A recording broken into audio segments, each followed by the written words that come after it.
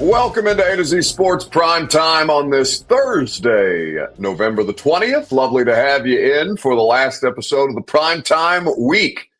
Titans have been in a difficult situation because not only are they not a good football team, but their strength of schedule through the first now 11 weeks of football and heading into week 12 has been one of the toughest in the sport, if not the toughest in the sport by percentage. And so as Cam Ward, as we try to learn more about him, as we look for all the different ways that he can improve or isn't improving, as we try and discern what this mixed bag of Cam Ward results has been, it is not made easier by the fact that they're just up against it week after week after week against some of the NFL's best teams, despite playing what was at the time considered to be a fourth place schedule.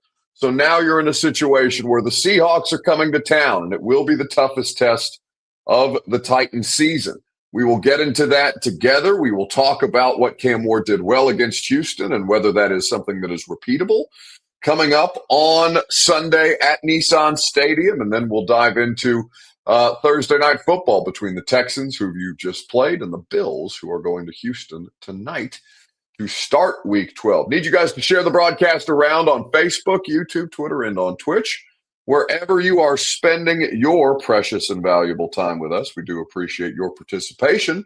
If you are hanging out with us on Twitter, please retweet the show in the bottom right-hand corner of your screen. If you're on Facebook Live, you can share not a public. That's in the bottom left-hand corner of your screen. YouTube and Twitch, like Titans Kyle, who is in the YouTube chat. More of you guys will trickle on in there as we get rolling. Hit the like button and even text the link to a friend if you're feeling frisky and want to get into some of the stuff that Cam Ward is doing well, but also the degree of difficulty that he will face this weekend. It's going to be an interesting test, and he has a great opportunity to prove himself. Even if it's individually, he can still do some damage or try and do some damage. He also has to get a reasonable amount of support from both his coaching staff and his teammates, which has been a struggle for the Titans to put together throughout the course of this season. Once you share the broadcast around, more of you guys will hop on in here as we get rolling. So why don't we do exactly that? Welcome into A to Z Sports Prime Time from the TDOT Studios. Nobody Trashes Tennessee, and the Tennessee Department of Transportation reminds you that you can be a part of the solution to end littering at NobodyTrashesTennessee.com. By Two Rivers Ford, the South's most trusted Ford dealer. Online at TwoRiversFord.com. Quality American-made Ford vehicles and award-winning customer service are what they offer you. TrueMav Fitness in the Gulch. The best workout in Middle Tennessee is TrueMav Fitness. For your first workout free, you can go to TrueMavFitness.com for more details. And to dress as the best version of yourself, you need to go to the premier men's clothing spot in Nashville. That's Simon Says. Deals going on right now, 40% off, and also your holiday shopping opportunities for the loved one in your life, or even just a gift for yourself. You deserve it. Maybe get yourself something nice at SimonSaysNashville.com. All right, so the Titans are 1-9, and Seattle's coming to town. They're 13.5-point underdogs, depending on which sports book you look at, against the Seahawks, and that's appropriate. It would match the second biggest line of the season for the Titans, who were also 13.5-point underdogs at Indianapolis earlier in the year. Seattle may not be what Indy is on offense, but whatever Indy is on offense, Seattle is on defense, and Seattle's offense is pretty damn good too, where they're in a one-score game last week in Week 12 against the now betting Super Bowl favorite Los Angeles Rams, despite Sam Darnold throwing 4 interceptions in that game. Now, the Titans' defense has been better, and so you may give yourself an opportunity if you can find some ways to exploit Sam Darnold to keep him on this skid that he started last week. Denard Wilson has done a lot better than I think could be reasonably expected of anybody, given his circumstance, where they've stripped his personnel down to the studs, where he doesn't have any premier pass rushers save Jeffrey Simmons, and they're still top 10 before Thursday Night Football kicks off tonight in sack rate so far this season. So you had enough support on the defensive side of the ball to beat Houston last week. The problem was the offense couldn't keep going, couldn't get anything going until it was far too late. And even then, though the hour was late in the fourth quarter when they led a 95-yard scoring drive, you still gave yourself an opportunity to win the game. You just couldn't get that final defensive stop. Is that fair to ask of the defense to just get one more stop? They would tell you, yes, it's their job to do so. I would tell you it's unfair when you manage or just barely can bother to get a touchdown per game if you're the Titans offense, and you can't expect the defense in the NFL against quality competition so far this season to hold up on literally every drive that you're asked to do that. So as we talk about the things that Cam Ward can prove if the defense gives him an opportunity to stay in a close game, it's a really, really good defense. It's one of the most efficient defenses in football. You've just played one of the most efficient defenses in football, though, and certainly the best scoring defense in Houston. And I thought Cam did some cool stuff in there despite the circumstance that he was up against. So we'll get into that together. Your Two Rivers Ford take is this. How would you grade Cam Ward, A through F, against the Houston Texans? You're going to hear some Greg Cosell analysis here in just a second from our most recent taping of the Install podcast. I would ask you, how would you grade Cam Ward through his most recent game, where he was 24 of 37. I'll give you his stats. I'll give you some advanced metrics on him as well, and then we can debate and discuss what our opinions are right after I remind you that your Two Rivers Ford take is made possible by the South's most trusted Ford dealer. That's Two Rivers Ford, quality American-made Ford vehicles, award-winning customer service, and real deals. The price that you see on the car at Two Rivers is the price that you will pay. You will not be fooled or tricked into paying more for a vehicle than you were prepared to otherwise. Two Rivers Ford is always going to find you the best vehicle for your family's budget and for your needs. Go to Two Rivers Ford in Mount Juliet or online at tworiversford.com for more details today. They also have a big sale going on F-150s. Tammy Jacobs, our friend at Two Rivers, texted me that earlier in the week, and you know the Ford F-150 is one of the best and most famous and most popular vehicles out on the road for a great many reasons. All right, so how would you grade Cam Ward, A through F? Here are the counting stats, and then I'll give you some advanced metrics and some additional context for potentially some of you who have not yet given your grade. So he's 24 of 37, 194, one passing touchdown to Van Jefferson. He did lose a fumble, another fumble, his sixth lost fumble so far this season, and had a rating of 87.0 flat. He was the lesser of the two quarterbacks on the day. Davis Mills was better, more efficient, more effective, higher completion percentage, but just by actually completion percentage about the same, but did throw for more yards and did come up with more points in a meaningful way, especially when pressed. Did operate out of the pocket, I thought, better was Davis Mills. But again, Davis Mills is 4 or 5 years into his professional career, guys. He is supposed to be the better NFL quarterback, even if Cam is the more talented quarterback. Now, beyond the counting stats, he did lead a 95-yard scoring drive at the end of the game to tie it before Davis Mills led the final drive to kick the game-winning field goal. His 2.6 seconds per throw was his shortest time to throw of the season, so he understood the assignment against that Houston Texans pass rush. He got rid of the ball quickly. He was more decisive. He felt that it was just a product of him improving generally, not necessarily just specific to the game plan, though the game plan did factor in as well because we understood who he was competing against. Now, he had a negative completion percentage over expectation. And this is a stat, according to Next Gen Stats. Oh, shoot, did I exit out of it? Either way, his expected completion percentage in the game was lower than what he actually was able to complete. Now, some of that is on the changing circumstance at wide receiver. Some of that was, as I mentioned, the injuries were a huge factor. Ridley lost on the first play of the game. Chimere Dike, Alec Ironman are missing for chunks of the game. So you're out there with Mason Kinsey, Van Jefferson, the tight ends. And again, DK and Ironmaner did play in spurts in this game, but one missed time for a chest contusion. Alec Ironmaner was in and out of the lineup with a hamstring injury, and he will probably miss Sunday's game. Ironmaner will as well. So with all that context, what would you grade? How would you grade Cam Ward at this point in time. I I was also confused by the symbols. Apparently, I'm not the only one who heard that.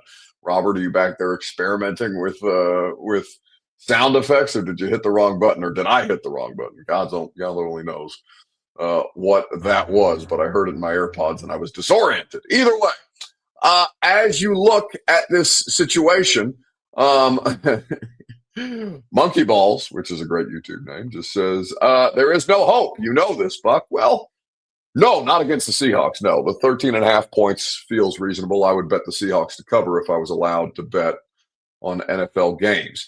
But I think that there are some things there that he can continue to improve because the hope is him, right? He is the hope that you are looking to see improvement from. Can his teammates support him reasonably? I would say there have been moments where they have, and there have been moments where they have not. And I think that when you're dealing with as many injuries at wide receiver, it's tough for him to get a reasonable product, especially when he's already dealing with a lesser wide receiver core. So as we talk about this, I would say, well, let's hear from Greg Cosell, some analysis on the 38-yard completion of Chig Okonkwo that set up the Van Jefferson touchdown and also a missed touchdown opportunity on a missed play between Cam Ward and Mason Kinsey that looked like it could have been a walk-in touchdown. And on the offensive side, they did have a 95-yard scoring drive at the end, Greg. Too little, too late, unfortunately. Yeah. For Tennessee. But so what did you see on that drive and on the 38-yard completion to Chig Okonkwo, their most explosive play of the day? Yeah. I would say in general, I thought that Ward played with a little more poise and comfort in the pocket. I thought he was taking throws that were there and not waiting and chasing plays, which he has a tendency to do. I still think he needs work in just increasing his drop tempo. You know, he's got to get back in the pocket and set up quicker. You know, he just still tends to be a little lackadaisical in that regard. But, you know, obviously the throw to Okonkwo was phenomenal because, number one, he had to turn it loose really early because of the pressure. I mean, there was backside pressure by Hunter, and he had to turn it loose when Okonkwo, who ran a deep sail route, was at the 30-yard line, and the ball was caught at the 10-yard line. So Okonkwo ran 20 yards with the ball in the air, and it was placed perfectly. And he took a shot as soon as he finished his delivery. Those are really good quarterback plays. I'm sure everybody's talking about the incompletion to Kinsey, which it would have been a touchdown, you know, if it was executed. You know, I know that play well. It's a play that everybody runs. It's a post-wheel combination, meaning that there's a post route on the outside and then a wheel route from the inside by Kinsey. And Kinsey actually, to me, okay, and like I said, I've seen this play 100 times. Maybe Nick Holtz or Bo Hardegree would tell me differently, but to me, Kinsey ended up being too far inside on his wheel route from the slot. So two things happened. I thought he was too far inside, and Ward had pressure from the inside with tight end Helm not holding his block long enough. So Ward had to turn it loose before he had a defined indicator from Kinsey on his break upfield. And ideally, you want Kinsey further outside before he turns upfield. So there wasn't the connection, and the timing wasn't right. You know, because Kinsey's running a wheel. He should be catching the ball. And I know people, you know, when we do this can see me. He should be catching the ball this way, not over his back shoulder. Right. He should be catching the ball running this way, and then it would have been a walk-in touchdown. Yeah. You know, so it was a combination of, I thought Kinsey was too far inside when he started to turn up, and Ward had to get rid of the ball because Helm just couldn't hold the block quite long enough for Ward to wait that extra beat to really get the indicator from Kinsey. Yeah, and Mason Kinsey's only out there because Calvin Ridley gets hurt in this game. Alec Iamaner is missing time now with a hamstring injury, Greg. Chimere Dike sounds like he's going to play on Sunday, but they're depleted as far as that goes, and they didn't have a ton to work with as wide receivers to begin with. My guess is Dike and Iamaner, who I think are both going to be good players, they're probably facing the fact that they probably hit the wall to some degree. I mean, this is a long season for them. They've never played and worked this much. It happens with a lot of rookies. I'm not saying they did or didn't, but it wouldn't surprise me if it's just, it's a tough deal. We're going into, shoot, it's only week 12, but for them, it probably feels like it's week 25. They're not alone in that fact. So that is the episode, or a part of the episode of the install today. Robert will do me the courtesy of dropping the YouTube or the podcast, either way, Robert, whatever your preference is today, in the live chat if you guys want to watch the rest of the analysis, because we do a lot more there than just Cam. Greg's been very complimentary of Dennard Wilson and the defense, because obviously every week we're going to talk Cam. That's the thing that you guys care about the most. But the defense is, if they're staying in games the last couple of weeks, it's because of the defense against the Chargers and against the Texans, two teams who, I know Houston's outside of the postseason picture, but they're the 8th seed right now. They're hoping that Jacksonville stumbles and that they continue to move forward with wins. You're talking about two teams who are theoretically playoff teams this season, and Tennessee's playing them closer than they have opponents all year long. That's in huge part to Dennard Wilson's defense, who's doing it with nobody you ever heard of for the most part, except for Jeffrey Simmons. And so Dennard Wilson deserves a lot of credit here, too, for keeping them in one-score games, even if they're not able to seal the deal. Some good analysis on what Dennard is doing on the install today as well. So the grade that I would give him, I'll tell you here in just a second, right after I remind you that the Primetime program made possible by TDOT. Nobody trashes Tennessee. Be a part of the solution to end littering. Volunteer opportunities aplenty, and the opportunity for you to start your own cleanup crew. NobodyTrashesTN.com for more details. Also by TrueMath Fitness in the Gulch, where you go for the best workout in Nashville, in Middle Tennessee. TrueMath Fitness, as you covered, they're so confident in their workout programs that they will offer you your first workout free, because they know you'll be hooked once you get in the gym. TrueMathFitness.com for more information there as well. So the grade that I would give Cam Ward is a C+. I thought that Cam missed some opportunities. I thought that Cam also deserves some grace for the injuries that he's dealing with. I thought that he handled, as Greg is saying, the pressure well, and by getting the ball out at a quicker rate than he has all season long, that helped mitigate some of the pressure, helped offset some of the issues that they're having on the offensive line. Now, it didn't stop J.C. Latham from having 4 penalties unto himself, or Lloyd Cushenberry giving up 5 pressures unto himself. I didn't think that he, as Jay Buck on YouTube, or Jay Bucks on YouTube says, Cam didn't melt down against a great defense, so that's worth a full letter grade in and of itself. So yeah, I feel that C+ is favorable, because he's still, the fumble lost, I think, hurts him in that situation. He's just, it's not a hand size thing necessarily. I just think he's a bit careless with the football, and maybe not in the way that Will Levis is careless with the football, but turnovers are turnovers, and he's got 12 giveaways this season himself. I did think that there were some good things that he did. I think there were some bad things that he did. And I think on the whole, the context is enough, and he handled himself well enough for me to give him a passing grade of a C+, even if they lost the game. So that's kind of where I'm at with it right now. I don't know that Seattle, if Seattle put him in a blender this week, it wouldn't be a shock. I think the best possible outcome is that, he kind of holds the line again, no pun intended, and finds ways to, even though he'll probably struggle and probably be under great duress, because Seattle, by a handful of metrics, is a better defense than Houston is. They're both at the top of the food chain in terms of how good they are and what they're able to do to opposing players at this point in time. If you're talking about sack rate alone, Seattle does not actually get to the quarterback as often as you would think, but they are one spot above Tennessee in terms of sack rate right now, where they have a Houston, by the way, is way lower than you would think that they would be. Houston is below Tennessee in terms of how often they're getting to quarterbacks based on the percentage of dropbacks that they are seeing from opposition. Seattle is 9, Houston is 11. I would think with that pass rush, Houston would be higher, but they have not necessarily found ways to turn pressures into sacks, which is, of course, important. Now, what I will say is that Seattle leads the league in dropbacks in which the quarterback was able to avoid what should have been a sack. Seattle has let 14 potential sacks go so far this season. That they're still top 9 in sack rate is interesting there, but they have also allowed, and this is courtesy of FTN Fantasy, some advanced metrics there. Seattle has allowed 14 sacks to go unfinished, for lack of a better term.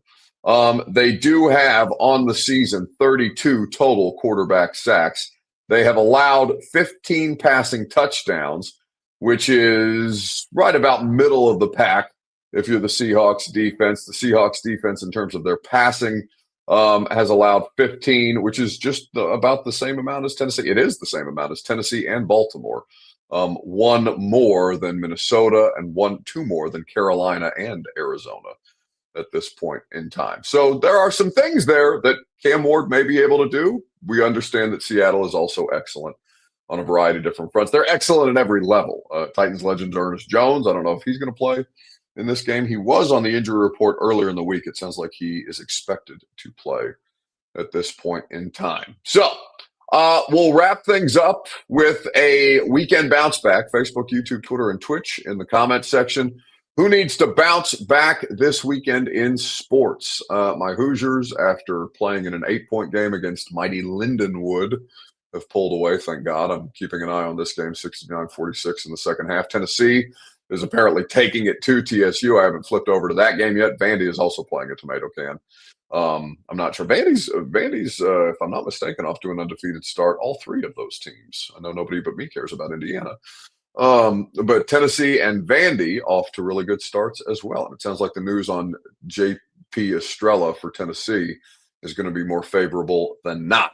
So who needs to bounce back in sports this year? Let me know in the comment section. We'll talk about it together right after I remind you that you need to dress better, and you can accomplish that quite easily with Simon Says. Simon Says is the premier men's clothing spot in Middle Tennessee. Stephanie will walk you through. If you're somebody like me, I overthink shopping, okay? Because I don't like shopping. I like buying things. Those are two very different things. Shopping honestly gives me anxiety. I would rather you just tell me, hey, you should buy this. Okay, I'll buy it. I'm not a tough sell. On furniture, on clothing, on groceries, on whatever. If you tell me you should buy this, I'll say, okay. If you're like me and you don't want to overthink it and you don't want to waste time, because I think it makes the process of getting new clothes a pain in the ass if you're somebody who operates my way, Stephanie will walk you through the process, and she will make sure that you are picking out things that make sense for you. And honestly, she talked me out of buying a bunch of stuff the last time around. I went in there with some corduroy pants. I liked the corduroy pants. I was like, they just don't necessarily fit the same way that the other pants that I bought do. She said, all right, I'm going to take them back. She wouldn't let me buy the pants. She would not let me buy the pants because she goes, I can tell you're not going to wear them. I said, you know what? You're probably right. So they will make sure that you are not, they're not going to oversell you on anything. They're just going to get you clothes that you feel good in, that make you feel good. Simon Says Nashville.com for more details. Chip Clark says you should buy me a new sofa. Well, apparently I need to buy a new sofa too. I have a sofa. It's not really a sofa. It's a love seat. It's more of a big chair for me than it is an actual couch. It's very aesthetically pleasing. It is not practical at all. It's certainly not a couch that you can sleep on, which is something that I wanted.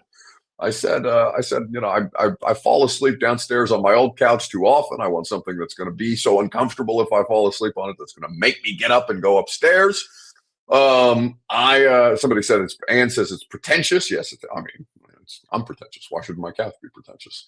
The entire palatial rising estate is pretentious by design. It's there's a theme here if you hadn't noticed, but apparently enough people have complained about the lack of, some people want to be lazy on the couch. I don't want to lay around on the couch, which is why I have a glorified armchair as a couch. But at some point I'm actually going to bite the bullet and get a one that I don't know. I'm very picky about furniture. Like I don't want to, I'm not a home goods person. I'm not a Wayfair person. Those things piss me off. They're junky. They're poor quality. I want something that's going to be, a piece. Something that could be considered something that could be considered. I like vintage stuff. You know, I've got expensive taste. Turns out it's a bad idea for a lot of different for a lot of different reasons, but I love it. Anyway, who needs to bounce back in sports this week? So, Falcons fans are 3-7. You have a situation where Michael Penix Jr. is done for the year. Kirk Cousins is going to be starting games for you. You don't expect to win more. I mean, you play New Orleans this year or this week if you're a Falcons fan. So maybe you might be able to get a win against a team that's almost as bad as you. But the problem for Falcons fans, they gave away their first-round pick in trading up to get James Pierce and make 2 defensive picks in the first round this year. It looked okay for the first part of the season.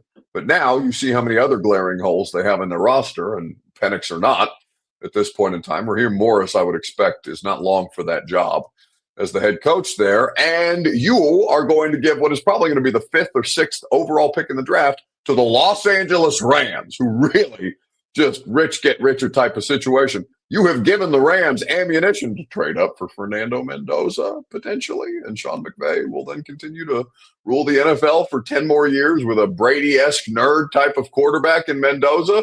Falcons fans, you think you're going through it? If you're a Titans fan, at least you've got your first-round pick next year. Hold on, bro. What you doing? I'm finna jump, man. I'm finna jump, man. What's going on, bro? I don't fucking sorry hell, man. Man, it's all right. It happen every year, bro. Man, this shit lame, bro. Every year, outlaw. Man, the world. 300. Man, the world. Go see it, bro. I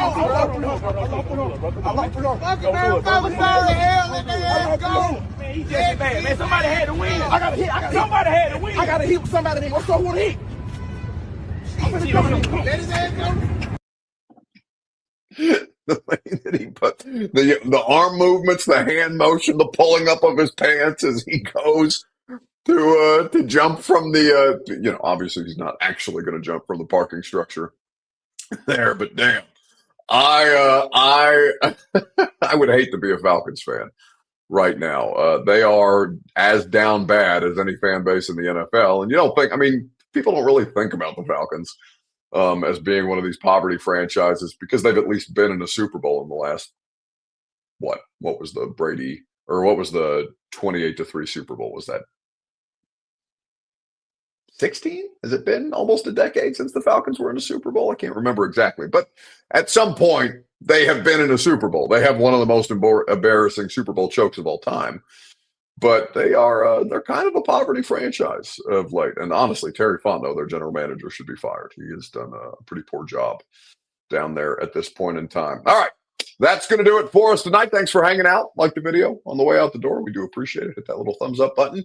Come hang out with us, with Coach Dave McGinnis, with Brett Kern, with Lucas. Robert, are you coming back to the radio show tomorrow? You're going to soldier through whatever your sickness is at this point in time. He's begrudgingly nodding his head yes, so we'll send Ross back into the ether and pull Robert out of his NyQuil-filled haze, and we'll patch it all together, and we'll finish the week strong. Have a great rest of your night. Enjoy Thursday Night Football, and I will see you tomorrow morning at 10 a.m. on 104.5 The Zone. Go home! Go home! Go home! You're embarrassing Nashville! Go home!